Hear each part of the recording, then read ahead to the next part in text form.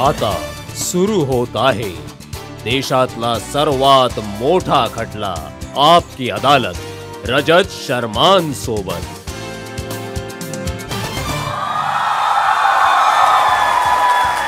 नमस्कार, थँक्यू। आपकी अदालतमध्ये तुमचे खूप खूप स्वागत आहे। आपकी अदालतमध्ये आज आपण सुनावणी करूया एक अशा व्यक्तिमत्वावर ज्यांनी मागच्या 50 वर्षात देशाच्या राजनीतीचे रंग पाहिले आहेत। देशात सगळ्यात अनुभवी, सर्वात सिनियर नेत्यांपैकी एक असे नेता ज्यांनी न जाणो कित्येक जणांना खुर्चीवर बसवलं आणि न जाणो कित्येक जणांना खुर्चीवरून उतरवलं। प्लीज वेलकम देशातल्या सर्वात सिनियर नेत्यांपैकी एक गुलाम नबी आझाद।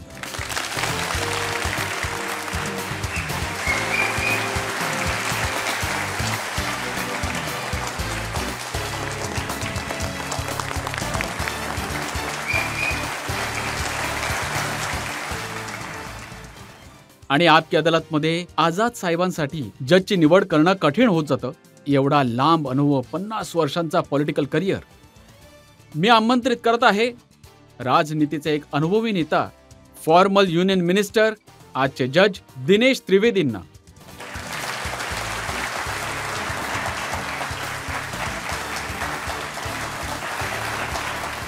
आणि याच्या आधी की आपकी अदालतमध्ये आरोप आणि प्रत्यारोपांची मालिका सुरू करू, आजचे जज दिनेश त्रिवेदींची अनुमती घेऊया आजची सुनावणी सुरू करण्यासाठी। परवानगी आहे। आणि याच्या आधी की आपण आझाद साहेबांवर आरोप लावू, एक नजर टाकूया गुलाम नबी आझाद यांच्या पॉलिटिकल करिअरवर।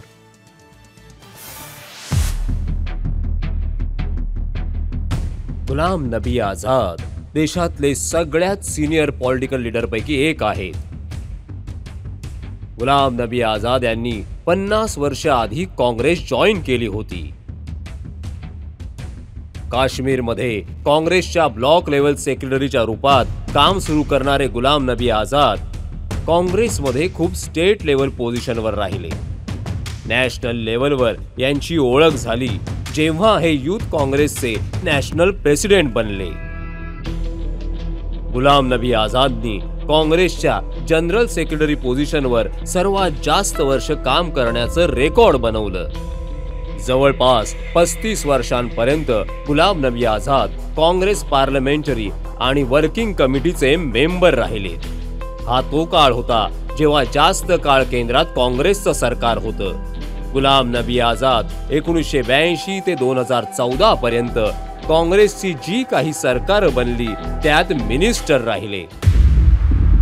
गुलाम नबी आझाद त्या मोजक्याच नेत्यांपैकी ज्यांना पार्टीचे 4 पंतप्रधान इंदिरा गांधी, राजीव गांधी, नरसिंह राव आणि मनमोहन सिंग यांच्या सरकारमध्ये मंत्री बनवलं गेलं। गुलाम नबी आझाद 2005 ते 2008च्या दरम्यान जम्मू काश्मीरचे चीफ मिनिस्टर राहिले। यांनी 7 वर्ष राज्यसभेत विरोधी पक्षाच्या नेत्याची जबाबदारी सुद्धा सांभाळली। मग ऑगस्ट 2022 मध्ये गुलाम नबी आझाद यांनी काँग्रेस पार्टीमधून राजीनामा देऊन सर्वांना धक्का दिला। डेमोक्रॅटिक प्रोग्रेसिव्ह आझाद पार्टीचे अध्यक्ष गुलाम नबी आझाद आजकाल चर्चेत आहेत आपली ऑटोबायोग्राफी आझादला घेऊन। संजय गांधी ते इंदिरा गांधी, राजीव गांधी आणि सोनिया गांधींचे निकटवर्तीय राहिले गुलाम नबी आझाद आपकी अदालतमध्ये स्वतःचा खटला स्वतःच लढतील। या सुरू करूया आजची खास सुनावणी गुलाम नबी आझाद यांच्यावर। आपकी अदालतमध्ये पहिला आरोप। आपकी अदालतमध्ये देशातले सर्वात सिनियर लीडर पैकी एक गुलाम नबी आझाद यांच्यावर आरोप आहे की हे बेवफा निघाले।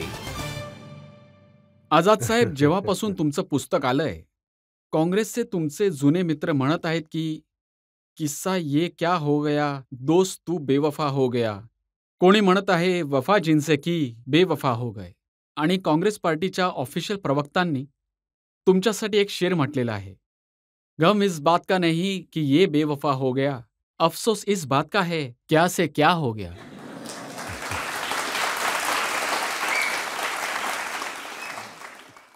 जे म्हणत आहेत की "कैसे क्या हो गया?" तेच तर जबाबदार आहेत या गोष्टीसाठी. "कैसे क्या हो गया?" आणि मी बेवफा नाही आहे, तर बावफा आहे.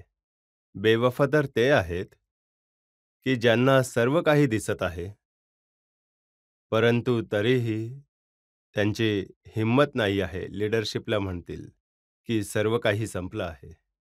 ते बेवफा आहेत. ज्यांनी आपल्या लीडरचा घात केला, आपल्या पार्टीचा घात केला आणि त्यांना हे सांगावं, हे न सांगण्याची हिंमत असो किंवा गरज असो, की पार्टी आता नष्ट किंवा संपली आहे. ही पार्टी जी भारताच्या 34-35 स्टेटमध्ये राज्य करत होती. पार्लमेंटमध्ये एकेकाळी 414 सीट घेतले. ते 2 इलेक्शनमध्ये 50-55 सीट नाही घेऊ शकली आणि लीडरशिप अपोजिशन नाही बनवू शकत. ते बेवफा आहेत. ते घात करत आहेत आपल्या पार्टीचे. सर्व काही माहीत असूनही लीडरला नाही सांगू शकत आहेत. हिंमत नाही आहे, की तुम्ही चुकीचं करत आहात. त्यांना आझाद साहेब या गोष्टीची तक्रार नाहीये की तुम्ही काँग्रेसपासून वेगळे झालात. त्यांचं म्हणणं हे आहे, की तुम्ही राहुलवर प्रेम न करो काही म्हणत नाही. मोदींवर प्रेम कराल तर अडचण होईल.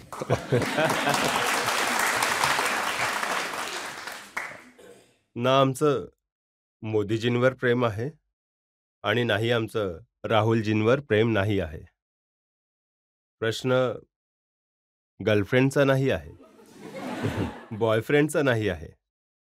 प्रश्न हा भारताच्या राजनीतीचा आहे, की कोणता कॅप्टन ते बुडवण्याचा प्रयत्न करत आहे आणि कोणता कॅप्टन त्याला किनाऱ्यावर पोहोचवण्याचा प्रयत्न करत आहे. तिथे मी त्याचा धर्म नाही पाहणार, त्याचा चेहरा नाही पाहणार, त्याचं काम पाहणार. इंदिरा गांधी होती, ती चालवत होती. राजीव गांधी होते, ते चालवत होते. नेहरू होते, चालवत होते. आपल्या देशालाही चालवत होते, जगालाही चालवत होते. मिसेस गांधीला तर प्राईम मिनिस्टर बनण्याची संधी नाही मिळाली, परंतु मागून तर त्याही चालवत होत्या. परंतु आज काय झालं, की पार्टी नाही चालत आहे. फक्त शिव्या देऊन माणूस लीडर नाही बनत.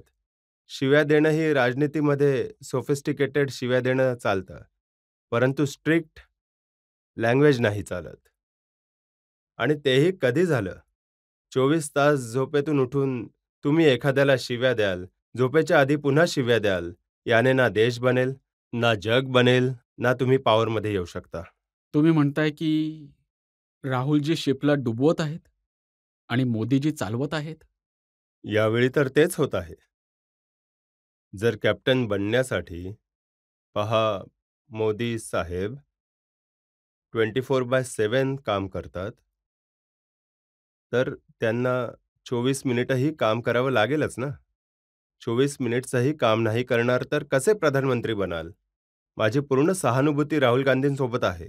मी त्यांच्या बापासोबतही मंत्री राहिलो आहे आणि पार्टीतही राहिलो बापासोबत. मी त्यांच्या आजीसोबतही 32 वर्षात मंत्री राहिलो आहे.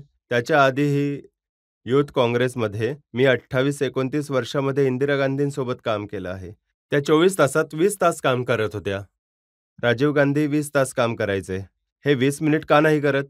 तर त्यांनी 20-20 तास काम केलं तर ते प्रधानमंत्री बनले. यांचं 20 मिनिटातच ते बघा काम ते करून प्रधानमंत्री बनण्याची इच्छा आहे. हे नाही होणार. मी 20-20 तास काम केलं. मी आजही 70 प्लस आहे. मी आजही 18 तास काम नवीन पार्टी बनवली आहे. मी 2 वाजेपर्यंत काम करतो. लोकांना भेटतो सकाळी. परत 6 वाजता सुरू करतो. जेव्हा तुम्ही अशा गोष्टी करता ना, तर ते म्हणतात की यांच्या पार्टीचं नाव आझाद आहे. हे फक्त नावाचे आझाद आहेत. पुस्तकाचे नाव आझाद ठेवले आहे, पण मोदींचे गुलाम झाले आहेत. मी गुलाम कोणाचाच नाहीये. हा जो विचार आहे तोच गुलाम आहे. हा विचार जो आहे, की एखाद्या चांगल्याला चांगलं म्हणणं आणि वाईटाला वाईट म्हणणं, हेच गर्वाची आणि गुलामीची त्यांचं निशाणी म्हणणं आहे. आहे की हे जे पुस्तक आहे, ते आझाद साहेबांनी नाही लिहिलं, ते मोदीजींनी लिहिलंय. आणि हे पुस्तक लिहिलं गेलं आहे काँग्रेसला डिमॉलिश करण्यासाठी. त्यांचं काँग्रेसमुक्त भारत स्वप्न पूर्ण करण्यासाठी. 2 गोष्टी आहेत. एक तर खूप आनंदाची गोष्ट आहे, की मोदींनी हे लिहिलं आहे, तर काँग्रेसची स्तुती करत आहे, फ्रीडम फायटरची स्तुती करत आहे, नेहरूंची स्तुती करत आहे, इंदिरा गांधींची स्तुती करत आहे. त्या बुकमध्ये राजीव गांधींची स्तुती करत आहे, सोनिया गांधींची स्तुती करत आहेत. खूपच चांगली गोष्ट आहे जर मोदींना असं वाटत आहे आणि ते असं लिहित आहेत. त्यांना तर खूप खुश व्हायला हवं. पण त्यांना त्रास आहे की मोदींनी त्यांची स्तुती का नाही केली. त्यांना तर आता खुश व्हायला हवं की त्यांचे आजोबा, आजी आणि बापाची स्तुती केली आहे. दुसरी गोष्ट, ते आपल्या कार्याने आणि न काम केल्याने ते मोदीजींना स्मरण करत आहे की मी करत आहे. मी तर मोदीजींना कमजोर करण्यासाठी म्हणत होतो की या काँग्रेसमध्ये परिवर्तन आणा, ब्लॉक लेवलला इलेक्शन करा, डिस्ट्रिक्ट लेवलला इलेक्शन करा, स्टेट लेवलला इलेक्शन करा, वर्किंग कमिटीवर इलेक्शन करा. इथे तर 26 वर्ष झाले इलेक्शनच नाही झाले. आता तर झाले. मल्लिकार्जुन खरगे एवढे सिनियर लीडर काँग्रेसचे अध्यक्ष बनले. नॅशनल प्रेसिडेंटचे इलेक्शनच्या आधी ब्लॉकचं इलेक्शन झालं पाहिजे, डिस्ट्रिक्टचं इलेक्शन झालं पाहिजे, स्टेटचं इलेक्शन झालं पाहिजे आणि मग ते लोक निवडतील. ब्लॉकचं तर इलेक्शन केलं नाही, डिस्ट्रिक्टचं इलेक्शनही नाही केलं, सरळ नॅशनल प्रेसिडेंटचं केलं आणि वोटर लिस्टच्या शिवायच केलं. कित्येकदा तर वोटर इलेक्शन संपूनही देत नाही. काही वोटर लिस्ट त्या दिवशी फोनवर सांगतात परंतु की काहीतरी झालं. खडगेजी काहीच नाही अध्यक्ष झालं. झाले. तर परत परत तेच पार्टी तर ते चालवणार ना. नाही, हे पार्टी तर ते चालवत नाहीत ना. जर त्यांनी पार्टी चालवली असती तर खूप चांगलं असतं. तेही विचारतात की बिचारे आमचे चांगले मित्र आहेत. माझी अशी इच्छा नाही की त्यांचं डाउनग्रेड व्हावं. आणि जे सर्वात इम्पॉर्टंट आहे, 26 वर्षात वर्किंग कमिटी त्याचं इलेक्शन कधी झालं? 26 वर्षाआधी 97 मध्ये, मागच्या सेंच्युरीला कलकत्ता सीताराम केसरी 26 वर्षापासून झालं नाही. का नाही झालं? कारण इलेक्टेड वर्किंग कमिटीला प्रेसिडेंट काढू नाही शकत, कारण की इलेक्टेड आहेत. परंतु यांना प्रत्येक दुसऱ्या दिवशी ते चेंज करावं लागतात ना प्रेसिडेंट. यांनी जर काही बोललं तर याला काढून टाका, त्याच्या जागी दुसरं आणा. एकाने जर लेटर, गुलाब नबी आझाद सारख्या माणसाने लेटर लिहिलं तर त्याला हटवा आणि दुसऱ्याला बनवा. तर ही कसली डेमोक्रेसी आहे? काँग्रेस बनणार तरी कुठे? तर इलेक्शन वर्किंग कमिटीचंही नाही झालं. आणि दुसरी गोष्ट, जगासाठी या तुमच्या चॅनलद्वारे करोडो लोक पाहत आहेत. विधानसभेची 70 परिषद तिकीटं तुम्ही चुकीच्या माणसांना देत आहात. विधानसभेमध्येही पार्लमेंटमध्येही इलेक्शन तिकीटं वाटणारी जी कमिटी आहे ती तुम्ही चेंज करा. त्यांना करा जे आज राजनीतीमध्ये ॲक्टिव्ह आहे. जो आज म्हणेल की तामिळनाडूमध्ये हा काम करत आहे, हा नाही करत आहे, हा सक्रिय आहे, हा नाही आहे. जो बंगालमध्ये सांगेल की हा सक्रिय आहे, हा नाही आहे. परंतु जो 15 वर्ष आधी स्वतःच रिटायर्ड झाला राजनीतीमधून आणि 26 वर्ष आधीची गोष्ट करणारा तोच तिकीट देत असेल तर तुम्हाला 40 सीट नाही मिळणार तर काय मिळणार? आणि तरीही तुमची मोदी विरुद्ध लढायची इच्छा आहे. तर यामध्ये मी काँग्रेसचा घात करत आहे की हे करत आहेत? काँग्रेसला ते कमजोर करत आहेत की मी करत आहे? मी म्हणतो ते ठीक करा. तर ठीक करणारा बेवफा झाला, पळकुटा झाला आणि जे आजपासून ते काँग्रेसला आता बघा संपवत आहेत कसं आहे, ते आता ठीक आहे का? सगळ्यांना माहिती आहे की वर्किंग कमिटीचा, इलेक्शन कमिटीचा काहीही फायदा नाहीये. हे सर्व राहुलजी ठरवतात. कोणाला तिकीट द्यायचं आहे, कोणाला लढवायचं आहे, कोणाला बनवायचं हो, आहे. मग त्यामुळेच तर सगळं काही संपलं आहे. त्यामुळे 40 सीटवर पोहोचलेत. जर वर्किंग कमिटीने डिसाईड केलं की जे फील्डवर काम करतात ते चांगलं तुमचं नाव करणार, परंतु एक व्यक्ती जो दिल्लीत बसून ज्याला माहितीच नाही आहे तो तिकीट देईल, तर 40 सीट कधी 20ही येतील. आता बघा, दिग्विजय सिंग तुमच्या वयाचे आहेत. हो. तेवढेच अनुभवी आहेत काँग्रेसचे. त्यांनी म्हटलं की गुलाम नबी आझादना काँग्रेसला डिमॉलिश करायची इच्छा आहे. आम्ही तर त्यांच्या पार्टीलाच डिमॉलिश करून टाकलं आहे. आत बसून तेही हेच म्हणतात, परंतु काठीचा कणा खूप कमजोर आहे त्यांचा. माझा बरा आहे. जेव्हा आमच्याशी बोलतात तेव्हा म्हणतात या माणसाने डुबावलं आहे. परंतु एवढे गट्स नाही आहेत आमच्यासारखे की म्हणणार नाही तुम्ही डुबवत आहे. पहा, माझ्याशी एक तास गप्पा मारतात की तुम्ही डुबवत आहात. मलाही जायला पाहिजे होतं, परंतु हिंमत तर असली पाहिजे ना. ते तर भारत जोडो यात्रामध्ये चालले होते त्यांच्यासोबत. ते चालण्याने काय होईल त्यांचं? चालण्याने जी प्रतिमा होती पप्पूची ती बदलून तपस्वीची झाली आहे. मला मला त्या नावावर नाही जायचं आहे. कारण खूप चांगल्या फॅमिलीचे. तर खूप वाईट वाटतं की ज्या फॅमिलीसोबत आमची एवढी असोसिएशन आहे, त्याची निंदा करावी. परंतु आम्ही आत राहून जेवढा आमच्याकडून प्रयत्न करू शकलो, तेवढे केले. ऐकलं नाही. ऐकलं नाही. आता काय सांगू त्यात? एकतर कोपऱ्यात गप्पपणे बसून राहावं वा ॲसिडिटी व्हावी. ॲसिडिटी टेन्शनने होते ना. हं, हं. आपण जेव्हा म्हणतो की हे होऊ शकतं, परंतु कोणी माणूस करत नाही किंवा तुम्हाला हे बघा. सेन्सिबली पार्टी चालवायची आहे. मी मुद्दा सांगतो हो. आहे. मुद्दा आहे, मोदी चोर आहे, अडाणी चोर. मला काहीच त्रास नाहीये. माझे काही नातेवाईक नाही. परंतु एक वेळा बोललात ना तुम्ही, 2 वेळा बोलणार, 4 वेळा, 10 वेळा. परंतु 9 वर्ष झाले. 9 वर्ष कोणता माणूस या देशात आहे, जो एकच मुद्दा सांगेल त्याशिवाय काहीच बोलणार नाही? अरे, आमची करोडो लोकं बेरोजगार आहेत, शिकलेले आहेत. यांच्याकडे काही जॉब नाही आहे. हाच प्रॉब्लेम आहे आझाद साहेब. ते म्हणतात की सर्वच मोदी चोर आहे. तुम्ही एकही मोदींना चोर नाही म्हणत. ते त्यांनी म्हणावं. मी कधी नाही म्हटलं. तुम्ही तर नाही म्हणत. परंतु 9 वर्ष तर नाही म्हणू शकत ना तुम्ही. या देशामध्ये 130 करोड लोक राहत आहेत. 130 करोडची 10,000 करोड समस्या आहेत. तर तुम्हाला 2च समस्या का दिसत आहेत? आणि त्या तुमच्या समस्या आहेत. ते अनएम्प्लॉईड यूथची समस्या नाही आहे. ती त्याची काय म्हणतात, महागाई आहे. ती त्यांची समस्या नाही तर आहे ही गोष्ट मोदींकडून. तुम्ही त्यांना सांगितली समोर तोंडावर? आम्ही लोकांनी वर्किंग कमिटीला म्हटलं आहे की तुमचा हा मुद्दा चुकीचा आहे. आणि जोही त्यांना म्हणेल की तुमचा हा मुद्दा चुकीचा आहे, तर म्हणतील की तुम्ही मोदी सोबत आहात. तर अशा माणसांचं तुम्ही काय कराल? तुम्ही एखाद्याला सल्ला द्याल, म्हणाल की नाही तुम्ही माझ्या शत्रूशी मिळालेले आहात, तर तुम्ही ठीक कसे व्हाल? तर तुम्ही मोदीजी तुमच्यासाठी पार्लमेंटमध्ये रडले. दोन्ही डोळे ओले झाले. 12 मिनिटं तुमची स्तुती केली. तर हे बोलतीलच ना की तुम्ही मोदींना मिळालेले आहात. मी प्रार्थना करतो की राहुलजींनी सुद्धा एखादं असं काम करावं की त्यासाठी मोदींनी रडावं. आधी तुम्हाला वाटत होतं मोदीजी क्रूड आहेत, बायको पोर नाही आहे, कोणाची पर्वा करत नाही. मग तुमची थिंकिंग बदलली? हे बघा, मोदीजींना मी 90 पासून ओळखतो. जेव्हा हे जनरल सेक्रेटरी होते पार्टीचे, मी जनरल सेक्रेटरी, नॅशनल जनरल, अटलजींच्या काळात. तेव्हा आमचं एन्काउंटर होत होतं. जसं आज तुम्ही बोलावलं, तर कधी ते समोर आले, त्यांनाही प्रश्न विचारले. BJP versus Congress. मग आम्ही दोघेही चीफ मिनिस्टर राहिलो. तेही चीफ मिनिस्टर बनले. ते आपल्या स्टेटचे, मी आपल्या स्टेटचे. तेव्हा संबंध राहिले. परंतु मी एवढ्या जवळून नाही ओळखलं. मग मी 7 वर्ष लीडर ऑफ ऑपोजिशन राहिलो, ते प्रधानमंत्री. ते अजूनही प्रधानमंत्री. परंतु जास्त भेटणं, परंतु मीटिंग, सर्व सेशनला 2-3 मीटिंग होत होत्या. त्यात त्यांचं लिस्टनर होते. ऐकलं होतं खूप सर्वांचं. परंतु मला वाटत होतं की खूप क्रूड आहेत.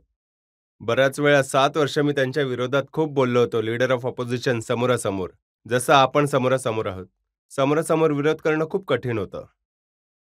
1 तास मी सर्व भाषणात त्यांच्या समोर म्हणत होतो की तुमची ही पॉलिसी चुकीची आहे, ती पॉलिसी चुकीची आहे. हे सगळं तुम्ही चुकीचं केलं, ते केलं तुम्ही. जे चांगलंही करत होते, तेव्हा मी कधी नाही म्हटलं की तुम्ही चांगलं केलं. खरंच माझी चूक होती ती. नाहीतर राहुल गांधी मला आधीच म्हटले असते की हा बीजेपीवाला आहे. परंतु जेव्हा माझं पार्लमेंटमधून रिटायरमेंट झालो, माझा कालावधी संपला होता. कारण की जम्मू काश्मीरात तेही मोदीजींमुळेच, नाहीतर मी आता पार्लमेंटमध्ये असतो. तर त्यांनी माझं नुकसानही केलं. कारण की मी जम्मू काश्मीरमधून निवडून येत होतो. तिथली विधानसभा, राज्यसभा होती. तर विधानसभा तिथली भंग केली आहे 4-5 वर्ष. 5-6 वर्षात तिथे गव्हर्नर रूल आहे. तर विधानसभाच नव्हती. मला कोणी निवडलं असतं मग? तुमचं घातकी होण्याचा पुरावा आहे. तर ही नाराजगी माझी होती.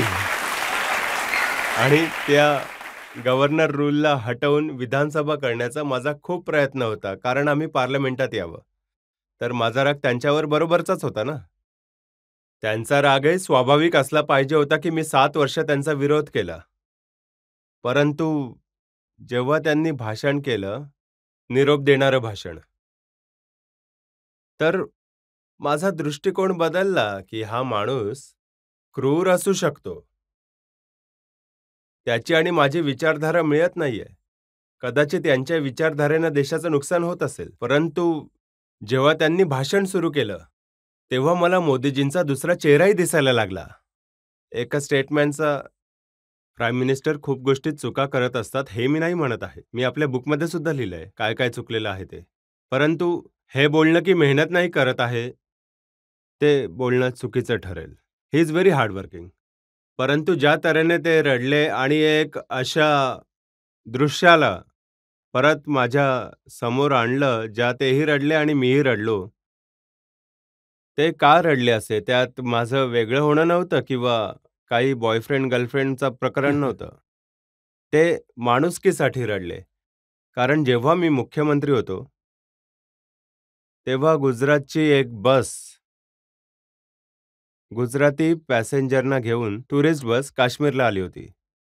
आणि सकाळी सकाळीच मला CIDने सांगितलं की गुजरातच्या पॅसेंजरची बस होती आणि त्यावर हल्ला झालाय ग्रॅनेडनी आणि काही लोकं मेली आहेत आणि काही लोकं जखमी झाली. तर त्यावेळी माझ्याकडे जे कपडे होते मी तयारही झालो नाही, नाश्ता नाही केला, सरळ गेलो. साईटवर पोहोचलो होतो. मी प्रेतं पाहिली, मी तुकडे पाहिले, मी मुलं रडताना पाहिले. आता जेव्हा गेलो तर चीफ मिनिस्टर आले तर माझ्या पायात ती मुलं आमचा बाप मेला हो, माझी आई मेली हो, त्यांचे फॅमिली मेंबर. तर मी खूपच जोरात रडलो, जोरात, आरडाओरडा करत. याच वेळी मोदीजी गुजरातचे चीफ मिनिस्टर होते, त्यांचा फोन आला. तर संध्याकाळी जेव्हा मी निरोप द्यायला एअरपोर्टवर गेलो, सी ऑफ करायला गेलो डेड बॉडीजना, तर विमानात परत पकडलं या लोकांनी. शिव्या नाही दिल्या. पकडले आणि रडले माझे पाय पकडून ते. स्त्रियाही आणि मुलंसुद्धा. मी परत रडलो. परत मला CMचा फोन आला, तर मग मी रडतच त्यांच्याशी बोललो. तर ते जे इथे नॅशनल लेव्हलला थोडं आलं, परंतु गुजरातमध्ये तिथे बऱ्याच लोकांनी आम्हाला दाखवलं रडता-रडता. कारण ते मारणारे गुजरातची लोक गुजरातचे होते आणि ते जे प्राईम मिनिस्टरनी म्हटलं, की लोक गुजरातचे होते आणि चीफ मिनिस्टर रडत आहेत जसं याच्या परिवारातील कोणीतरी मेलंय. तर त्यासाठी मी सॅल्यूट करतो. ते चॉक्ड झाले होते. आणि मग मी प्राईम मिनिस्टर नंतर मी बोललो. मी सर्वात लास्ट बोललो, जेव्हा खूप सारे लीडर बोलले होते, सारेच नेता. मीही त्याच दृश्याचं वर्णन करत होतो, तर मी स्वतः चॉक्ड झालो. तर त्या एका घटनेला वर्णन केल्यानंतर प्राईम मिनिस्टरही रडले, मीही रडलो. आणि मला त्याचं दुःख आहे की त्या गोष्टीला हे पॉलिटिकल करत आहेत. त्यांनी तर विचारले नाही एकदा सुद्धा, तुम्ही चीफ मिनिस्टर होतात, कोण मेलं गुजरातचं, कसं मेलं, आजवर नाही विचारलं. हे तर त्याचा अर्थ असा काढत आहेत, की यांचा प्रामाणिकपणा मोदीजींशी आहे. राहुल गांधींच्या लोकसभेची मेंबरशिप गेली. 2 दिवसात त्यांचा निवारा खाली करून घेतला. आझाद साहेब 2 वर्षांपासून MP नाहीये. ते आपल्या बंगल्यातच राहत आहेत. युक्रेनला जरा 4 वर्ष राहा. त्या बंदुकांच्या मध्ये जसं आम्ही पंजाबमध्ये गेलो किंवा काश्मीरमध्ये गेलो होतो आणि त्यांचा जीव वाचवा. तिथून आले तर मोदीजी आपला बंगला खाली करून देतील त्यांना. प्राईम मिनिस्टर हाऊसमध्ये राहा तुम्ही मग. आम्ही काही हे एवढं 16 वेळा मिलिटंटच्या अटॅकमधून ॲज चीफ मिनिस्टर वाचलो. 25-26 वेळा या जनरल सेक्रेटरी पंजाबात वाचलो. 40 वेळा वाचलो. तर त्याला कोण प्राईम मिनिस्टर आसरा नाही देणार. आणि मी घराचं भाडंही देतो. घराचंही, विजेचंही, पाण्याचंही. फुकटात नाही राहत मी. नाही. हे बघा तुमच्यावर किती संकटं आली ते मला माहितीच आहे. त्यानुसार तुम्हाला हे घर देणं चुकीचं नाहीये. ते म्हणत आहेत की ह्यांचं का खाली करण्यात आलं? आता यांना त्यांच्यावरही खाली संकट आहेत. आता त्यांना जसं सुद्धा करणार तसं भरणार.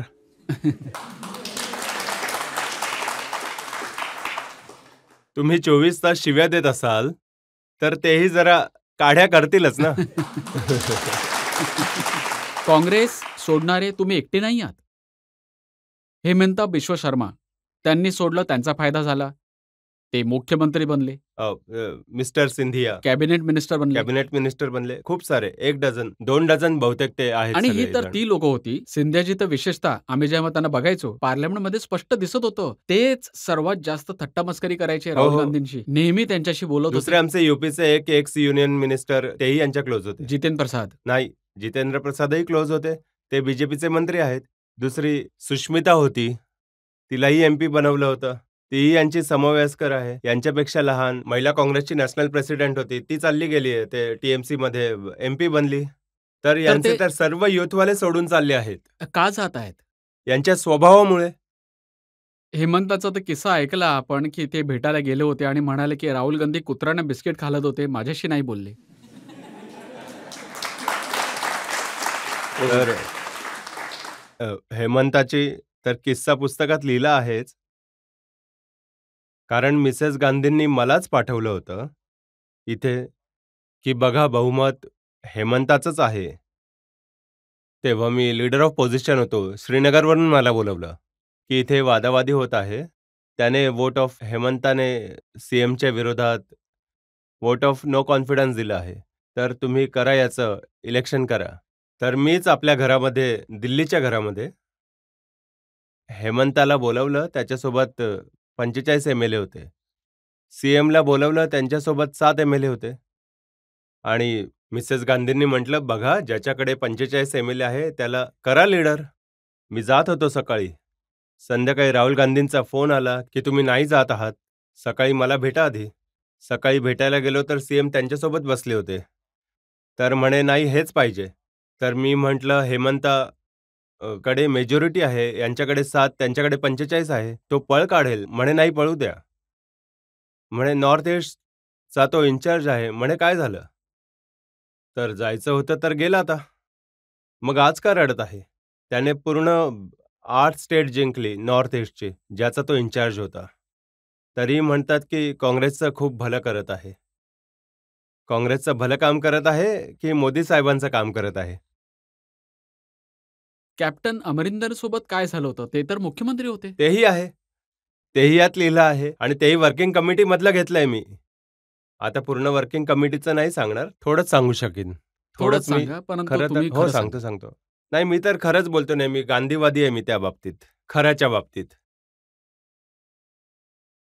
मी वर्किंग कमिटी त्याच्यानंतर किस्सा पूर्ण संपल्यानंतर जेव्हा बोलवलं, तर मी म्हटलं की सर्वात आधी त्या अपराधाला पुढे आणा, ज्याने हे पंजाब नष्ट केलं. 4 महिने पहिले इलेक्शनच्या कोण अतिमूर्ख माणूस चीफ मिनिस्टरला चेंज करतो? म्हणे आम्हाला तर 6व्या क्लासमध्ये गावात शिकवलं होतं. मिडस्ट्रीम कधी घोडे नाही बदलत. मिडस्ट्रीम घोडे बदलले तर गेले, वाहून जाल. तो घोडा खूप चांगला आला होता ना, नवजोत सिंग सिद्धू.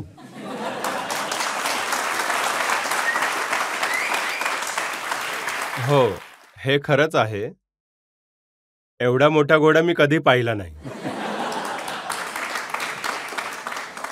जो पॅसेंजरला घेऊन स्वतःच पूर्णपणे बुडाला. मी आजपर्यंत भारताच्या 138 वर्षांच्या ना वाचलं आहे ना 50 वर्षात पाहिलंय की काँग्रेस प्रेसिडेंट नवजोत सिद्धू इलेक्शनच्या रॅलीत म्हणतो की हा जो चीफ मिनिस्टर आहे हा खोटं बोलतोय. हा जो तुम्हाला प्रॉमिस करत आहे ते चुकीचं आहे, कारण याला जिंकायचंच नाही आहे. हा चोर आहे. एवढंच नाही, त्यांची मुलगीही इलेक्शन कॅम्पेन करत आहे पार्टीचे, की आमचा चीफ मिनिस्टर चोर आहे. तर कुठला गाढव वोट देईल त्या पार्टीला? जिचा जिचा पार्टी प्रेसिडेंट तो आणि त्याची मुलगी प्रचार करेल की आमचा चीफ मिनिस्टर चोर आहे, आपल्याच पार्टीचा चीफ मिनिस्टर चोर आहे. तर वोट लोक का देतील मग? तर ज्याचं सिलेक्शन करणारा आहे, अशा प्रेसिडेंट माणसाला बीजेपीची मदत करत आहे की मी करत आहे? ते मोदीजींची मदत करत आहे की मी करतोय? आता ऐकलं आहे, की राजस्थानात बंडखोरी होणार आहे. सचिन पायलट खूप विचार करत आहेत. आता बघा, माझी अशी इच्छा आहे की काँग्रेस टिकून राहो.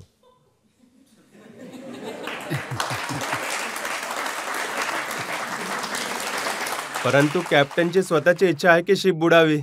तर मी काय करावं? कॅप्टनची इच्छा आहे की लवकर जिथे जास्तीत जास्त टर्ब्युलंट आहे तिथे घेऊन जाऊ. इथे बुडत नाहीये ही शिप. आता अर्धी 90% बुडाली आहे, परंतु थोडंसं यामध्ये काहीतरी दिसत आहे. तिथे टर्ब्युलंटमध्ये घेऊन जाऊ, लवकर एका बुडेल मग. शायरने म्हटलं आहे, की मेरी कश्ती वहां डूबी जहां पानी कम था.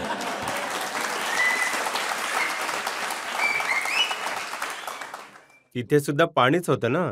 हे तर वाळूतच बुडत आहे. आझाद साहेब ते म्हणतात की ते नफरत के बाजार में मोहब्बत की दुकान खोलने निकले हैं.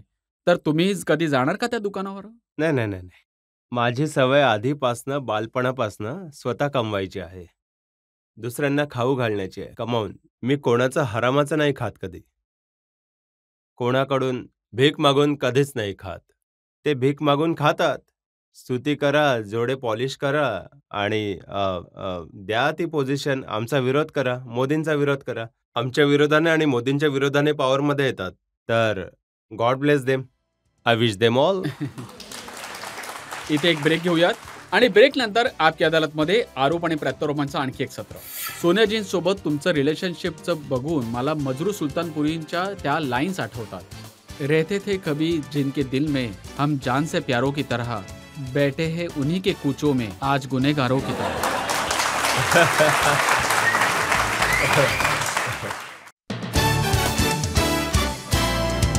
Welcome back. आपकी अदालतमध्ये आज आमचे पाहुणे आहेत भारतातल्या सर्वात सिनियर नेत्यांपैकी एक गुलाम नबी आझाद.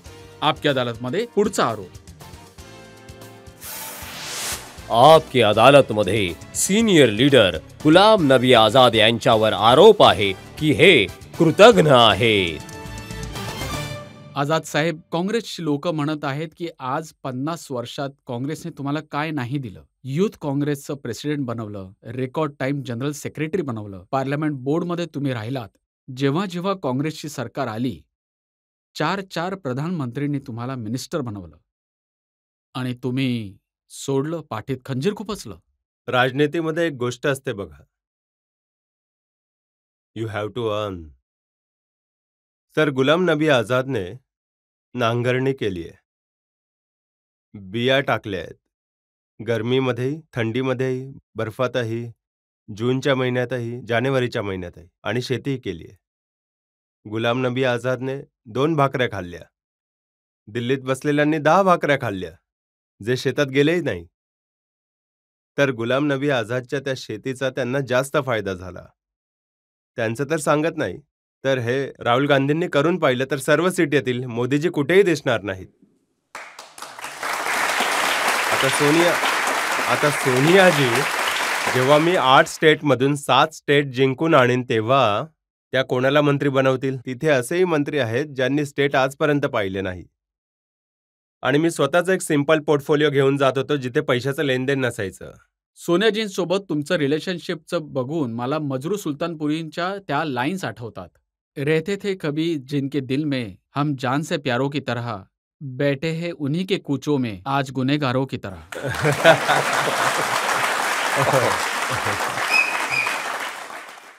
हे बघा, माझा जो आदर आहे, रिस्पेक्ट आहे, मला वाटतं त्यांनाही असेल, त्यांनाही पश्चाताप असेल, मलाही पश्चाताप आहे.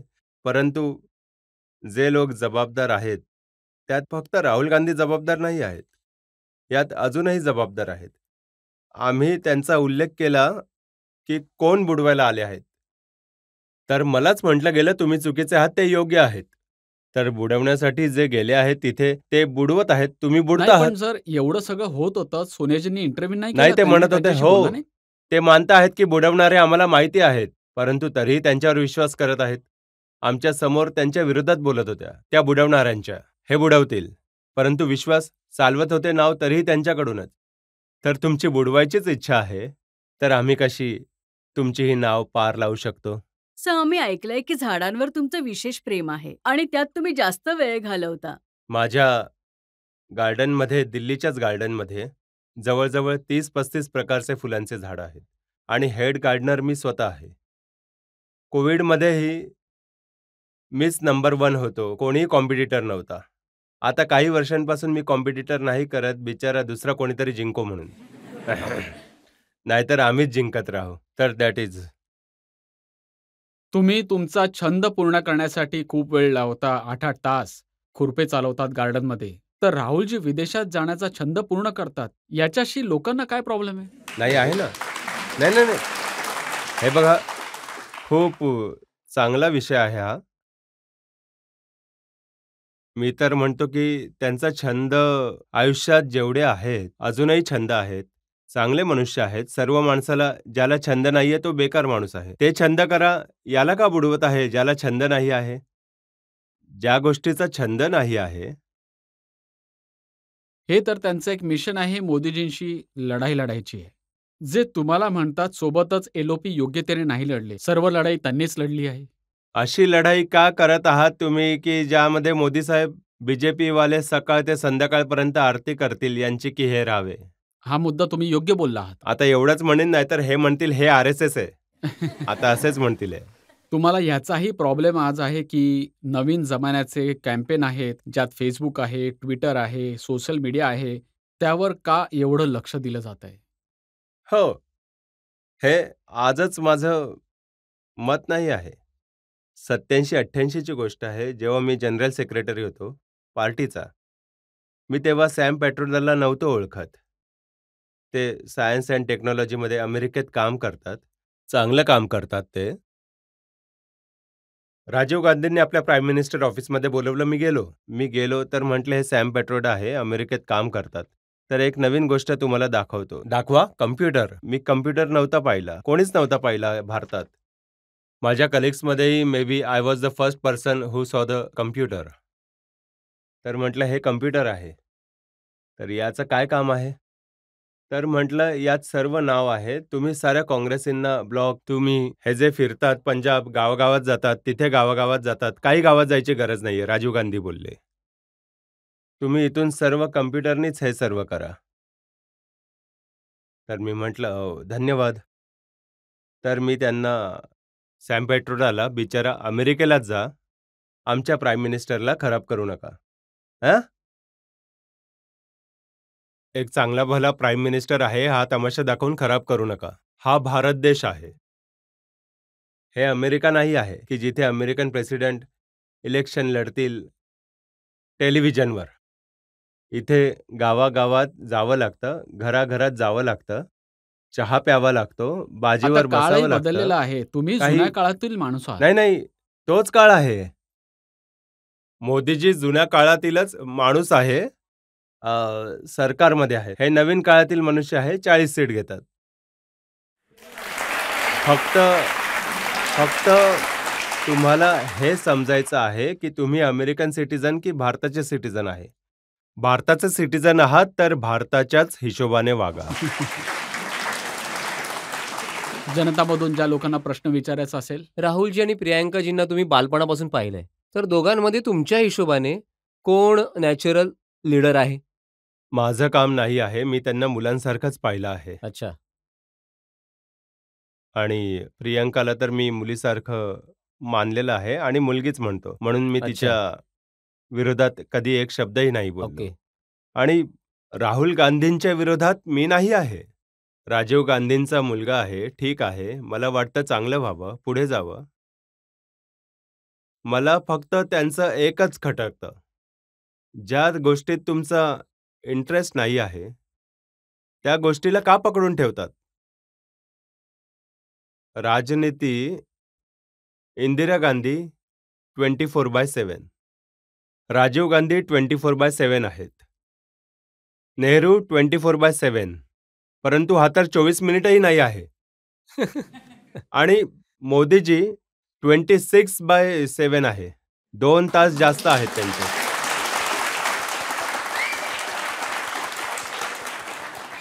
तर एक सुपरसोनिक खाली पाडा, मी खुश होईन. मी बीजेपी आयडिओलॉजी नाही आहे, परंतु ते तर F-16 आहेत. आणि आता तुम्ही तर रिक्षाही नाही आहात.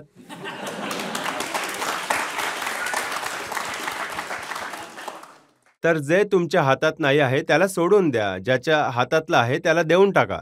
परंतु चालवायचंही स्वतःलाच आहे आणि हिंमतही नाही आहे.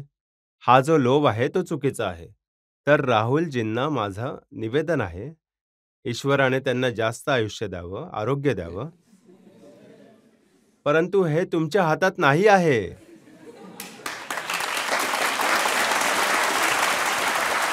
मी एवढे वर्ष मिनिस्टर राहिलो इंदिरा गांधींपासून. मी म्हटलं भाऊ हे फायनान्स माझं कॉमर्स माझा जमणार नाहीये, मला नका देऊ ते. मला सोशल सेक्टरमध्ये हेल्थ आहे, एज्युकेशन आहे, बाकी गोष्टी आहेत. तर माणसाला तेवढं ट्रुथफुल तर असायलाच तर पाहिजे. कधी तुम्ही त्यांना म्हणालाय तुमसे ना हो पाएगा, सोडून द्या. जो जो त्यांना म्हणेल तुमसे नहीं हो पाएगा, तर तुम्ही प्रो मोदी आहात म्हणून म्हणेल तो. त्यांचे हेच शब्द आहेत. हे तुम्ही चुकीचं करत आहात? अच्छा, तुम्ही प्रो मोदी आहात. म्हणूनच मीडिया प्रश्न विचारेल, तुम्ही प्रो मोदी आहात. अरे, मीडियाचं काम मला भेटले 4-5 मीडियावाले. त्यांनी प्रश्न विचारले, "हो, तुम्ही मोदीची माणसं आहात." अरे, तुम्ही एवढे प्रश्न विचारता, मीडियाचं काम तर आहे ऑकवर्ड प्रश्न विचारणं. ते तुमच्यावर प्रेम थोडी ना करणार. मीडियावाल्यांचा पेपर किंवा टेलिव्हिजन तेव्हाच चालेल, जेव्हा तुम्हाला ते ऑकवर्ड वाटू शकेल. प्रश्न विचारेल आणि लीडरचं काम आहे ऑकवर्डमधनं निघणं. तो तुम्हाला वाढूनच देईल, की मी हा प्रश्न विचारेन, तुम्ही हे उत्तर द्या. ते नाही चालणार. 1-2 वेळा चाललं तसं. आता रोज-रोज तर नाही चालणार ना. रोज-रोज तर आपल्या विवेकने, आपल्या बुद्धीने उत्तरं द्यावी लागतील. ते मीडियालाही विचारतात तुमची चॉईस काय? आणि कोणीही इनकन्व्हिनियंट प्रश्न विचारला तर तू मोदीचा आहेस, त्यांचा माणूस आहे. तर मोदीजी ते नाही राहिले जसे ईश्वरच झाले. अरे, मोदीजी आपलं काम करत आहेत, ते नाही तुझ्या वाट्याला जात. आता जर तुमच्या नाही, असं नाहीये. मोदीजी खूप वाट्याला जातात. विषय काय आहे? विषय आहे हे 24 तास ते एक टक मारतात ना, तुम्ही नाही करत ते. एका ब्रेकसाठी थांबूया आणि ब्रेक नंतर आपकी अदालतमध्ये गुलाम नबी आझादवर आरोप प्रत्यारोपांचे आणखी एक सत्र. या ठिकाणी नाही आले तर मग ऍक्टिव्ह पॉलिटिक्समध्ये यायला एवढा उशीर का झाला? फॅमिलीचाच निर्णय होता की मुलीला नका येऊ देऊ, फक्त मुलाला येऊ द्या. Welcome back. आपकी अदालतमध्ये आज आम्ही सुनावणी करत आहोत भारतामधल्या सर्वात अनुभवी नेत्यांपैकी एक गुलाम नबी आझाद यांच्यावर. आपकी अदालतमध्ये पुढचा आरोप. आपकी अदालतमध्ये सीनियर लीडर गुलाम नबी आझाद यांच्यावर आरोप आहे की यांच्या कथनात विरोधाभास आहे.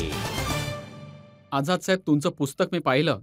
जसं तुम्ही म्हणता ना, की जे लोक आहेत ती मेहनत नाही करत, राहुलजी एवढी मेहनत नाही करत, ते गावात नाही जात, जर गेले असते तर चांगलं असतं. परंतु तुम्हीच तर नेहरू गांधीच्या परिवारातील सदस्यांना घरून आणून इलेक्शन लढायला सांगत होतात. तुम्ही तुमच्या पुस्तकात उल्लेख केला आहे की 1999 मे मध्ये सोनिया गांधींना काँग्रेस अध्यक्ष बनण्याची इच्छा नव्हती. 6 महिने वाट बघायची इच्छा होती. तुम्हीच परसुएड करून बोलवलं. प्रत्येक परिस्थितीमध्ये कोणा ना कोणाचा उपयोग होत असतो आणि प्रत्येक माणसाचा प्रत्येक स्थितीत उपयोग होत नसतो. जसं वास्तवामध्ये की सर्वात आधी सोनिया गांधीला सर्वात आधी राहुल गांधी, राजीव गांधी आणि इंदिरा गांधींविषयी आमची चर्चा झाली होती. त्यांना राजनीतीत आणण्याची हा कोइन्सिडन्स आहे की त्यांच्या मिसेसलाही आणण्याचं आमच्याच वेळी सुरू झालं. कारण केसरीजींच्या काळात जेव्हा 98चं इलेक्शन झालं, तेव्हा मी यांना म्हटलं की कॅम्पेनसाठी केसरीजी तर बिचारे कॅम्पेनवाले नव्हते. मी ऐकलं की तुम्ही कॅम्पेनच करून दिले नाहीत त्यांना नाही, नाही, नाही, नाही. आणि असं नाही. त्याच आणि इलेक्शनमध्ये सोनियाजींना प्रोजेक्ट केलं. नाही. ते चेअरमॅन होते कॅम्पेन कमिटीच्या. मी कन्व्हेयर होतो आणि चेअरमॅन बाय व्हर्च्यू प्रेसिडेंट होते, परंतु बिचारे साधारण. ते स्पीकरही चांगले नव्हते आणि कुठे जातही नव्हते जास्त, ओल्ड होते. तर मी त्यांना म्हटलं, की जर सोनियाजींकडनं प्रचार करवला, तर काय चुकीचं आहे त्या? तर म्हटलं, "हां, मला तर तेवढं चांगल्या प्रकारे माहीत नाही. तुम्हाला माहिती आहे का? बनवा."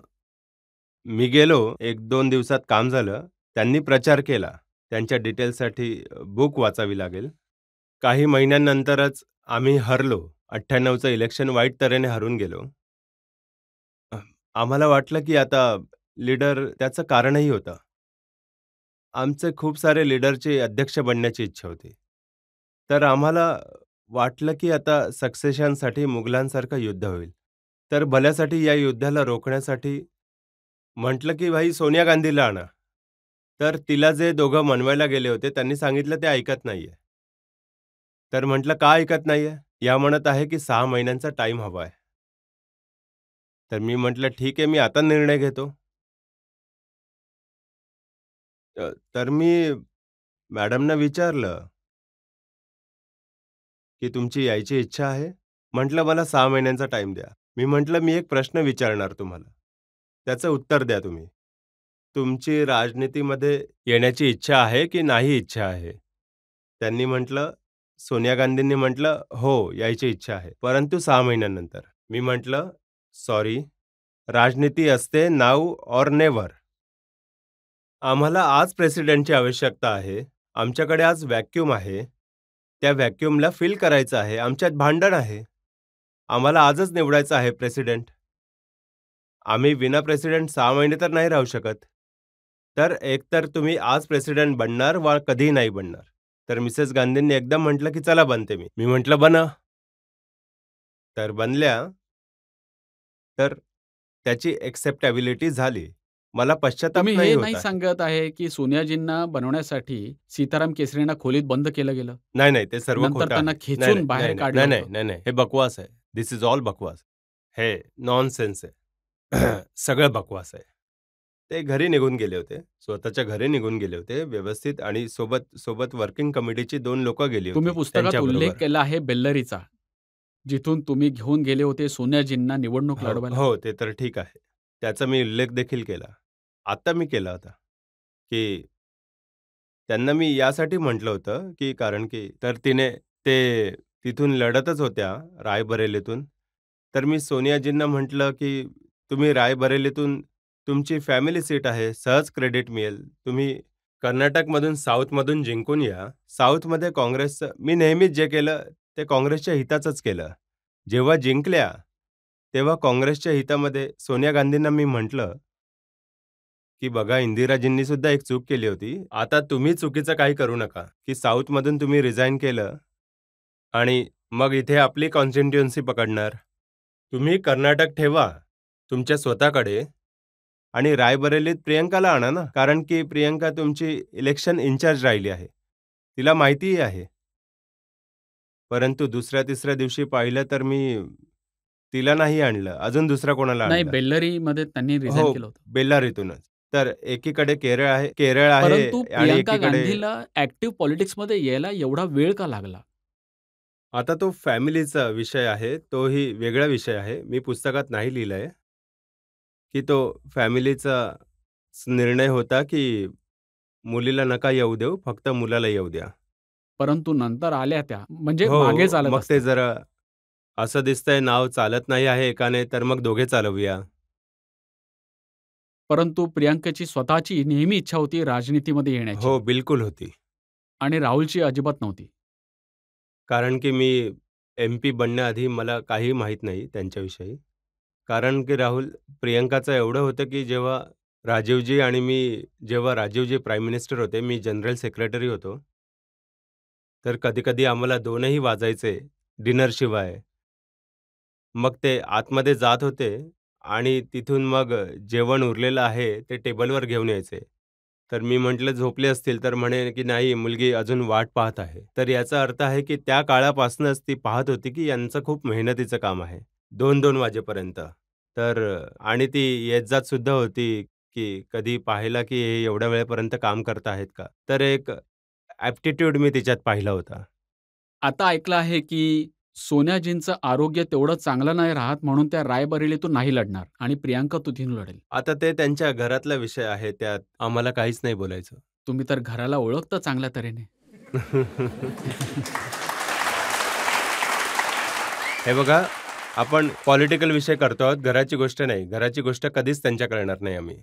त्यांच्या घरातला आणखी एक मेंबर आहे रॉबर्ट वाड्रा. हां, मला त्यावर काही नाही नाही, बोलायचं. त्यांनी हे म्हटलंय, की त्यांची राजनीतीत येण्याची येऊ इच्छा द्या आहे. आता ते सगळ्यांना त्यांनी हे ते म्हटलंय, की मी पब्लिकमध्ये एवढं काम केलं आहे, की मी जर आलो तर नक्कीच चांगला परफॉर्म करीन. हे बघा, ते लाखो लोकं राजनीतीत येतात. लाखो लोक. आमचे इलेक्टेडचं किती लाखो लोक आमच्या पंचायत राज्यात तर 10 लाख वा 30 लाख लोक आहेत. 10 लाख तर ते लेडीज आहेत. तर लाखो लोक, ब्लॉक, डिस्ट्रिक्ट, एम-एल-ए हजारो लोक आहेत. तेही नाही, पॉलिटिक्समध्ये आहेत. जेव्हा परिवारातील लोकं तर मोठी-मोठी जबाबदारी सांभाळतात ना, तर तुम्हाला नाही वाटत ते सांभाळू शकतात? आता जेवढे आहेत तेच तर त्यांनीच सांभाळावं. तुमच्या हिशोबाने कोण असता जर तो लीड करू शकला असता पार्टीला, पुढे घेऊन जाऊ शकला असता? आता ही लढाई तर 6-7 वर्षांपासून सुरू आहे. राहुल गांधीजींना आम्ही इलेक्ट केलं. सोनियाजींची इच्छा होतीच. त्यांनी त्याला ते व्हाईस प्रेसिडेंट बनवलं. त्यानंतर तर सर्वांनी प्रेसिडेंट बनवलं. आम्ही त्याचे सपोर्टर होतो प्रेसिडेंट बनवण्यात. परंतु अर्ध्या रस्त्यातच रिझाइन केलं आणि अर्ध्या रस्त्यातच रिझाइन कशावर केलं हे मी नाही सांगणार. ते मला चांगलं नाही वाटत. राहुल गांधी बाहेर जाऊन आपल्या देशाची प्रतिमा खराब करतायत. तुम्हाला काय वाटतं हे कसं सांभाळू शकतील सगळं? हे बघा, जेव्हा मी ज्युनियर मिनिस्टर बनलो होतो 31-32 वर्षाच्या वयात, तर आम्हाला हेच सांगितलं होतं की जेव्हा विदेशात जाल तेव्हा ना आपल्या देशाविषयी काही चुकीचं बोलायचं, ना आपल्या देशवासियांच्या विषयी चुकीचं बोलायचं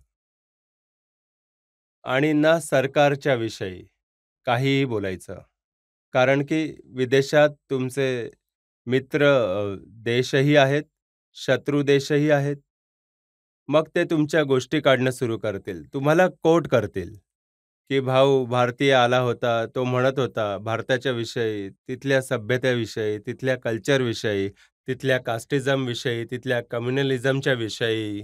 तर हे आमच्या देशातील आतील मुद्दे आहेत. आम्हाला स्वतःला हे ठीक करायचे आहेत. विदेशाला, जगाला यात नाही इन्व्हॉल्व करायचं. जशी तुमची ट्रेनिंग झाली, तुम्हाला कोणी सांगितलं, की काय काम करायचं आहे, काय नाही करायचं आहे, काय बोलायचंय, काय नाही बोलायचंय, विदेशात काय बोलायचं आहे, कसा व्यवहार करायचा आहे, तर त्यांना कोणी शिकवलं नाही का? जेव्हा माइंडसेट बनतो, की मला सर्व काही माहिती आहे, सर्व जगाविषयी, तर त्याचा उपाय काय आहे? हे तर ते म्हणतात, की मोदीजींना काहीच माहिती नाहीये, मला सगळी माहिती आहे. त्यामुळे मोदीजी मला घाबरतात. बघा. आता हे त्या दोघांना ठाऊक कोण कोणाला घाबरतात. एका आणखी ब्रेकसाठी थांबूया. ब्रेकनंतर आपकी अदालतमध्ये गुलाम नबी आझादवर आरोप आणि प्रत्यारोपांचा आणखी एक सत्र. मी आपल्या बुकमध्ये लिहिलं आहे, की ते जे सुषमाजींनी म्हटलं, की ते आपले केस पूर्ण साफ करून, मुंडन करून पूर्ण देशात फिरेल, तर मला वाटतं की त्यामुळे फॅमिली घाबरली. Welcome back. आपकी अदालतमध्ये आज आमचे पाहुणे आहेत गुलाम नबी आझाद. आपकी अदालतमध्ये पुढचा आरोप. आपकी अदालतमध्ये सिनियर लीडर गुलाम नबी आझाद यांच्यावर आरोप आहे की हे लोकांची दिशाभूल करतात. आझाद साहेब, तुम्ही तुमच्या पुस्तकात लिहिलं आहे की एक काळ असा होता की तुम्ही काँग्रेस प्रेसिडेंट बनू शकला असता. तुम्ही सिनियर होते, अनुभवी होते, बनता बनता राहिले कारण तुम्ही मुसलमान होते, मायनॉरिटीतून होतात. हे पहा, असं आहे की या संदर्भात मी हिस्ट्रीचा विषय लिहिला, की त्यावेळी जवळजवळ 60 ते 65 वर्ष 47 आधी काँग्रेस राहिली. त्या 60-65 वर्षात 12वा की 13वा मायनॉरिटी अध्यक्ष राहिले आहे राष्ट्रीय काँग्रेसचे. या 75 वर्षात एकही नाही राहिला. आता ज्याला हवं त्याला बनवू शकले असते. का नाही बनलात परंतु? हां, मी तर तेच म्हटलं ना आता, की फक्त सेक्युलरिझम बोलल्याने काही नाही होत. त्यावर ॲक्ट सुद्धा करावा लागेल. तर जसे तुम्ही मायनॉरिटीमधून असल्यामुळे बनता बनता राहिलात, सोनिया गांधीही प्रधानमंत्री बनता बनता राहिल्या. कारण काय, त्या मायनॉरिटीमधून होत्या की फॉरेनर होत्या म्हणून? नाही, तसं तर ते मायनॉरिटी न समजतात त्या स्वतःला आणि ना कोणी त्यांना समजतं. कारण की मेजॉरिटीशी लग्न केलं आहे. परंतु त्याचा मायनॉरिटी मेजॉरिटीशी आणि त्यांना मायनॉरिटी मानलंही नाही कधी कोणी. मेजॉरिटीच मानलं आणि त्या मेजॉरिटीला प्रॅक्टिससुद्धा करतात. हिंदू धर्माची प्रॅक्टिसही करतात.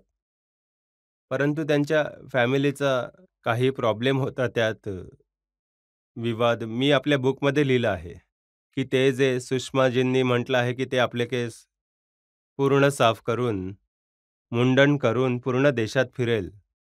तर मला वाटतं, की त्यामुळे फॅमिली घाबरली, की आता एक नवीन वाद निर्माण होईल. कसं तरी तर सरकारमध्ये आलोय, तर बरं होईल की परंतु कधी तुमचं बोलणं नाही झालं याविषयी? नाही, माहिती आहे त्या फॅमिलीचे विषय, काही विषय मी बोललो, की मला फॅमिलीवर नाही इच्छा बोलायची, कारण आता चांगलं नाही वाटत मला तसं. नाही, त्या काळी मी का म्हणत आहे दिशाभूल करता तुम्ही LDFला, समाजवादी पार्टीला, BSPला या सर्व नेत्यांना तुम्ही हो, हो. भेटले होते. तुम्ही त्यांना सांगितलं होतं की सोनियाजी प्रधानमंत्री बनणार आहेत. हो, परंतु आमचे 3-4च लोक त्यावेळी होते. अ, अ, मिसेस गांधी होत्या, अहमदभाई होते आणि प्रणवदा होते. His consultation. तर जेव्हा त्यांनी डिसाईड केलं, तेव्हा मी मीटिंगमधून उठून निघून गेलो. आणि संध्याकाळी दुसरी मीटिंग मी नाही गेलो. तर तेव्हा तर त्यांनी म्हटलं, की आमच्या काही फॅमिली प्रॉब्लेम्स आहेत. त्यांनी सांगितलं आणि मी गप्प बसलो. ठीक आहे. आणि डॉक्टर मनमोहन सिंगला का निवडलं? सज्जन मनुष्य होते, शिकलेले होते, विद्वान होते. खूप चांगले फायनान्स मिनिस्टर होते. आमचे चांगले कुलीग होते. मनमोहनजी 5 वर्ष फायनान्स मिनिस्टर होते. त्या काळी मी टुरिझम मिनिस्टर होतो. आमची खूप चांगली मैत्री होती आणि प्रामाणिक होते. खूपच प्रामाणिक. तुम्हाला कधी नाही वाटलं की प्रणव मुखर्जी जर प्राईम मिनिस्टर बनले असते, तर चांगलं देशाला चालवू शकले असते? तेही एक आता एवढी तर चॉईस तुम्हाला द्यावी लागते. त्यांना आम्ही निवडलं होतं, तर त्यांची कम्पॅटिबिलिटी झाली पाहिजे असती ना, कोणाशी जास्त जमू शकलं असतं. आणि एक प्रतिमा बनली होती Manmohan Singhji as finance minister, की बघा जी काही प्रगती झाली, जरी प्राईम मिनिस्टर नरसिंह राव होते, परंतु फायनान्स मिनिस्टरवर लोकांचा विश्वास होता, कारण की इकॉनॉमिस्ट होते. एक जागतिक दर्जाचे इकॉनॉमिस्ट होते. त्यावेळी हा खूप मुद्दा होता, पब्लिसाइज केला गेला की मनमोहन सिंग यांना बनवलं गेलं कारण का ते मायनॉरिटीतून रिअल येतात. मायनॉरिटी तर शीख नाही आहेत. रिअल मायनॉरिटी तर तुम्हाला माहिती आहे कोण आहे. A.K. अँथनी सारखे नेता म्हणतात, "वी नीड हिंदूज." आम्हाला हिंदूंची आवश्यकता आहे. हं. आता ते स्पाइनलेस मनुष्य आहेत बिचारे.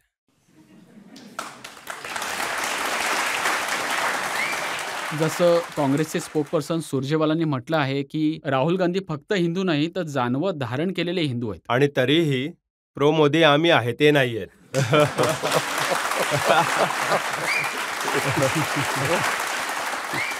परंतु निवडणुकीत आजकाल हिंदूंची गरज ही भासते. निवडणूकच तर सगळ्यात मोठं संकट आहे.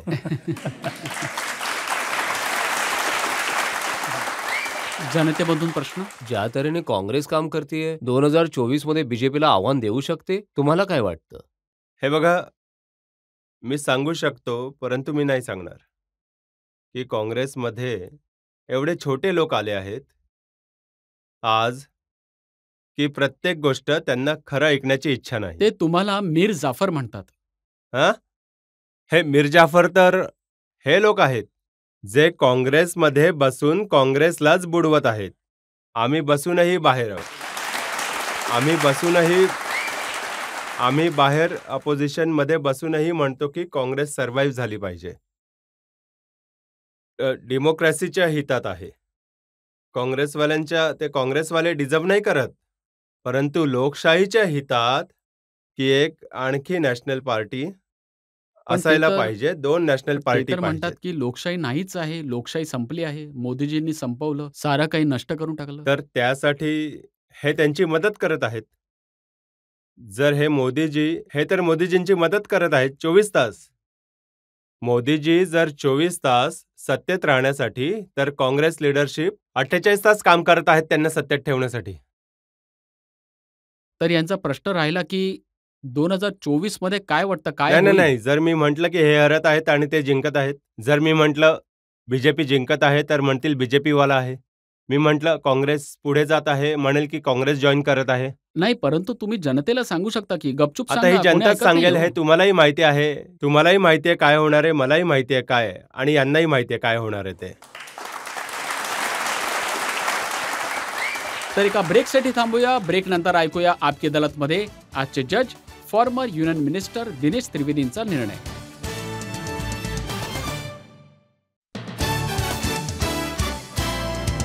Welcome back. आपकी अदालतमध्ये आज आपण सुनावणी केली देशातल्या सगळ्यात अनुभवी नेत्यांपैकी एक, सर्वात सिनियर गुलाम नबी आझादवर. आम्ही त्यांना विचारलं काँग्रेस पार्टीविषयी, नरेंद्र मोदीविषयी, राहुल गांधींविषयी, सोनिया गांधींविषयी, त्यांच्या 50 वर्षांच्या राजनीतीच्या वेगवेगळ्या तऱ्हेच्या उतार चढावाविषयी. आता वेळ झाली आहे आपकी अदालतमध्ये आजचे जज फॉर्मर युनियन मिनिस्टर दिनेश त्रिवेदींचा निर्णय. हे पहा, ही आपकी अदालत आहे. आपकी अदालत म्हणजे जनतेचं न्यायालय. आणि हेही योग्य आहे, की खरं सोनं तेच असतं, जे तापून आकार घेतं. आणि जो थोडाफार तप्तपणा गुलाम नबी आझादांचा बाकी राहिला होता, ते सुयोग्य वकील रजत शर्माजींनी कठीणातून कठीण प्रश्न विचारून तेही आज पूर्ण केलं.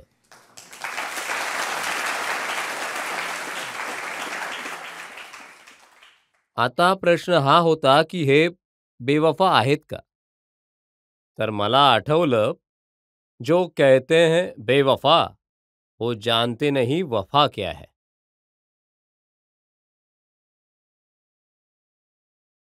मला आजही ते दृश्य आठवतंय, जेव्हा मीही राज्यसभेत होतो. एक देशाचे नेता आपले पंतप्रधान मोदीजी आणि दुसरे विरोधी पक्षाचे नेता गुलाम नबी आझादजी. भावुकतेचा प्रश्न आला तर आज मी हे न्यायालयाला सांगू इच्छित आहे की ते दृश्य असं होतं की आम्ही सर्व भावुक झालो होतो. एका पर्टिक्युलर पार्टीची गोष्ट आपण नको करूया, कारण ते भावुक झाले होते की नाही माहिती नाही, पण आम्ही सर्व खूप भावुक झालो होतो, कारण भावुकता होती देशासाठी. ते म्हणतात ना, मिले सूर मेरा तुम्हारा तो सूर बने हमारा. तर दोघांचा सूर बनला तर भारताचा सूर बनेल. तुम्ही ते मगाशी जे म्हटलं की तुम्ही जर पॉलिटिशियन नसता तर तुम्ही माळी असता, तर मला आज हे सांगायचंय की आज सुद्धा तुम्ही माळी आहात आणि हा हिंदुस्थान एक मोठी वाटिका आहे. या वाटिकेचं तुम्ही चांगल्या प्रकारे सिंचन करा आणि आमच्या न्यायालयाच्या मनापासून शुभेच्छा तुमच्या सोबत आहेत. आणि ही वाटिका फळो फुलो आणि पुढे जाओ आणि मजबूत राहो.